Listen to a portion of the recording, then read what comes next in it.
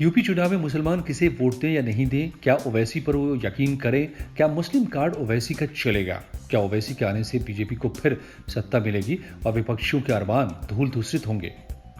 नमस्कार दोस्तों, आज मैं आपसे इसी अहम मुद्दे पर चर्चा कर रहा हूं। विषय है यूपी का चुनाव और अहम बात है मुस्लिमों को किसको वोट देना चाहिए। आज की चर्चा आपकी आंखें खोल देगी और बाकी दूसरी पार्टियों की भी पोल खोल देगी। आप मुझे बताइए कि यूपी में मुसलमानों की कौन सी पार्टी है, वो आंख मूंद कर किसको वोट दें, एसपी को, बीएसपी को या कांग्रेस को। इन सब ने सिर्फ मोहरा बनाने के अलावा मुसलमानों के लिए क्या किया है? वोट लेने के अलावा बड़ा सवाल यही है कि इन्हें आज तक दिया क्या है। मुझे आपसे बताइए कि मुसलमान कब अपने हक की बात करेंगे? फिर हमेशा बीजेपी को हराने वाली पार्टी को ही क्यों वोट देते रहेंगे? और क्या बीजेपी को हराने के नाम पर दूसरी पार्टियां इनसे वोट लेती रहेंगी बिना इनके लिए कुछ किए हुए? जी हाँ, कुछ ऐसी ही बातें आजकल यूपी में ओवैसी कर रहे हैं, जो साफ साफ कह रहे हैं कि अगर किसी का लीडर इस देश में नहीं है तो वो है मुसलमान। ओवैसी देश के बंटवारे पर बात करते हैं और कहते हैं कि मुसलमानों के कारण देश का बंटवारा नहीं हुआ, बल्कि जिन्ना और कांग्रेस के कारण हुआ। ये कहते हैं कि हमने खून बहाकर देश को आजाद कराया। यूपी चुनाव में जिन्ना के नाम आने पर ये दूसरी पार्टियों को निशाने पर लेते हैं और कहते हैं कि आखिर यूपी में जिन्ना की बात क्यों हो रही है। आपको याद होगा कि मुसलमानों के लिए सलमान खुर्शीद ने स्वीकार किया था कि कांग्रेस के दामन पर खून के धब्बे हैं। हालांकि राजनीतिक फायदे देखते हुए कांग्रेस ने इस बयान से किनारा जरूर कर लिया था और खुर्शीद ने भी इसे निजी बयान बता दिया था।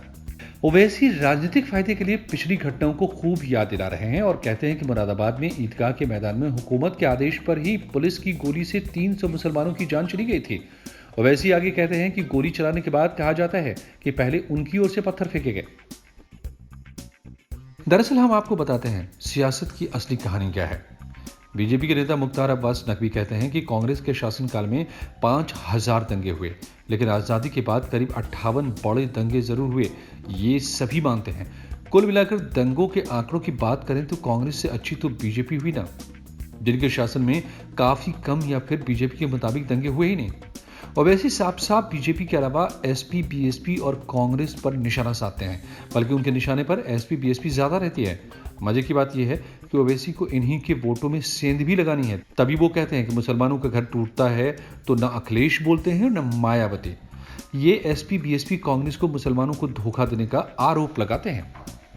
ओवैसी की बात सिरे से गलत भी नहीं है। जरा सोचिए, अलग अलग राज्यों में कांग्रेस का 321 बार शासन रहा, लेकिन सिर्फ 8 बार मुस्लिम सीएम बनाए गए।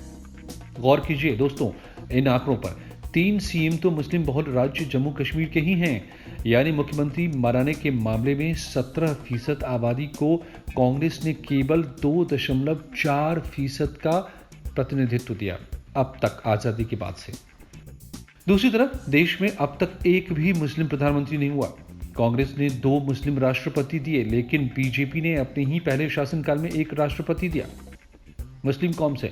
मौजूदा राज्यसभा में कांग्रेस के 50 में से केवल 4 सदस्य मुस्लिम हैं। कुल मिलाकर सच्चाई यही है कि कांग्रेस में मुसलमानों के ज्यादा लीडर थे, लेकिन पार्टी ने इन्हें सत्ता में पर्याप्त हिस्सेदारी नहीं दी। मनमोहन सिंह ने कहा था कि देश के स्रोतों पर पहला हक अल्पसंख्यकों का है, लेकिन इसके जद में बाकी अल्पसंख्यक भी आते हैं।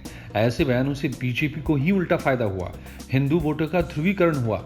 मुस्लिमों का वोट लेने के लिए कांग्रेस, एसपी मुस्लिम बुद्धिजीवियों से मिलते रहे हैं, इफ्तार पार्टियां देते रहे हैं, लेकिन जमीन पर क्या किया? बीजेपी से डर दिखाया, इसके खिलाफ वोट देने की बात की, विवादित बयान दिए और फायदा बीजेपी को हुआ। तो फिर ओवैसी को ही बीजेपी की बी टीम क्यों कहा जाता है? अगर सभी बीजेपी को फायदा दिलाते हैं तो ये सभी बी टीम क्यों नहीं कहे जाते? उधर ओवैसी का मामला पूरी तरह साफ है, उन्हें मुसलमानों की राजनीति करनी है और डंके की चोट पर करनी है। इसलिए सबसे पहले यूपी चुनाव को लेकर अयोध्या पहुंचते हैं वो, लेकिन नाम लेते हैं, पोस्टरों में लिखवाते हैं फैजाबाद। एसपी, बीएसपी, कांग्रेस जैसी पार्टियां हिंदुओं का वोट तो लेती है, लेकिन खुलकर तरफदारी नहीं करते। कुछ मामलों में ओवैसी बीजेपी से ज्यादा खुलकर बोलने वाले राजनेता हैं, जो मुसलमानों की पार्टी बनकर सामने आते हैं। बड़ा सवाल यही है कि राजनीति में इस तरह ओवैसी की धमक और भड़काऊ भाषण राजनीति को लेकर कहां जाएगी। ओवैसी पर इसी बार बाराबंकी में मामले भी दर्ज हो चुके हैं। एक तो इन पर मोदी योगी पर अभद्र टिप्पणी का आरोप लगा, दूसरा भड़काऊ भाषण का, सांप्रदायिक सौहार्द बिगाड़ने का। इन्होंने कहा कि जब से नरेंद्र मोदी प्रधानमंत्री बने हैं, धर्मनिरपेक्षता खत्म करने और हिंदू राष्ट्र बनाने की कोशिशें जारी हैं। इन्होंने ये भी कहा कि कोतवाली राम सनेही घाट में 100 पुरानी मस्जिद को प्रशासन ने तोड़ डाला। मामला दर्ज हुआ, लेकिन यूपी चुनाव के तापमान भी बढ़ने लगे। आइए अब थोड़ी बात एसपी की भी करते हैं। रामपुर से सांसद आजम खां के जेल में बंद रहने के कारण एसपी ने मुसलमानों का वोट लेने के लिए मुंबई के विधायक अबू आसिम काजमी का सहारा लिया है। ये अलग अलग जिलों में मुसलमानों को एसपी से जोड़ने में लगे हुए हैं। ऐसी कड़ी में इन्होंने सुन्नी मजलिसे अमल के अध्यक्ष मौलाना अली फारूकी से भी मुलाकात की है। बात साफ है कि सूबे में 10% यादव हैं। एमवाई के समीकरण पर 1990 के बाद हिंदुओं ने बीजेपी पर भरोसा नहीं किया बल्कि एसपी पर किया, लेकिन इसके बदले में मुसलमानों को क्या मिला? ओवैसी साफ साफ कहते हैं कि 10% यादव और 20% के करीब यूपी में मुसलमान, उसके दम पर सरकार बनाने वाली समाजवादी पार्टी ने मुसलमानों की झोली में क्या आज तक डाला? बात इतनी ही नहीं है।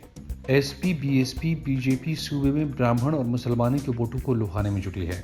इधर कांग्रेस यूपी में परिवर्तन संकल्प महासम्मेलन के नाम से अल्पसंख्यक सम्मेलन के मूड में है। बीजेपी मुसलमानों को लुभाने में कैसे जुटी है, इस पर भी चर्चा जरूरी है दोस्तों। तो ये समझिए कि बीजेपी अल्पसंख्यक मोर्चा के 44,000 नेताओं और कार्यकर्ताओं को अपना दूत बनाकर मुसलमानों के घर घर मोदी योगी के कामों को पहुंचाएगी। साथ ही कारोबारी और एलीट क्लास के मुसलमानों को जोड़ने के लिए बीजेपी हर जिले में प्रबुद्ध अल्पसंख्यक सम्मेलन भी करेगी। 3 तलाक के बाद मुस्लिम औरतों के दिल में बीजेपी के लिए इज्जत जरूर बढ़ी है और इसीलिए इसका असर कुछ बीजेपी के पक्ष में भी जाता है। अब इसे समझिए दोस्तों। बीएसपी की बात करें तो बीएसपी ने शोषित वंचितों की बात की, ब्राह्मणों की बात की, लेकिन क्या किया? वोट लेने के अलावा राज्य में अंबेडकर हाथी की मूर्तियां लगी, लेकिन मुस्लिमों के लिए क्या किया? क्यों ये सभी पार्टियां मुस्लिमों को लुभा रही हैं? वजह साफ है। उत्तर प्रदेश में करीब 20% मुस्लिम मतदाता हैं और ये 143 सीटों पर असर रखते हैं। 70 सीटों पर मुस्लिम 20 से 30% हैं।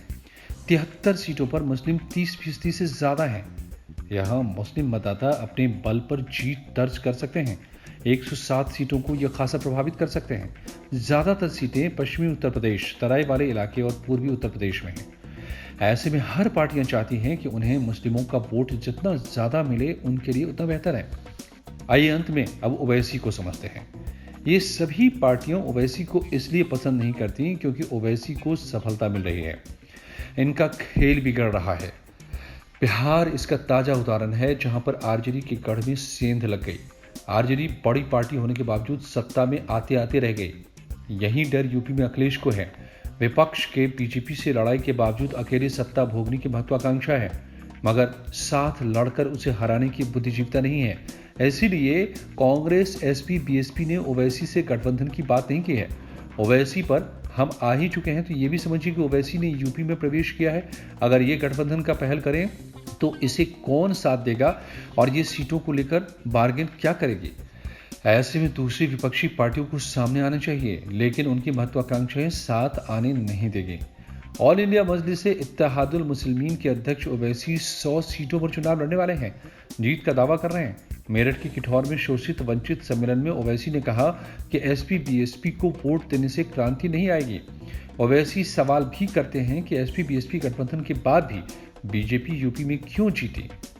आप बताइए, क्या ये सवाल गलत है? ओवैसी ने कहा है कि किसी भी राजनीतिक दल ने मुसलमानों की शिक्षा और रोजगार पर ध्यान नहीं दिया। क्या ओवैसी ने गलत कहा? आप मुझे ये बताइए कि यूपी में सिर्फ 2% मुसलमान ही ग्रेजुएट क्यों हैं? इतना ही नहीं, ओवैसी विकास और काम की बात भी जोरदार तरीके से उठा रहे हैं।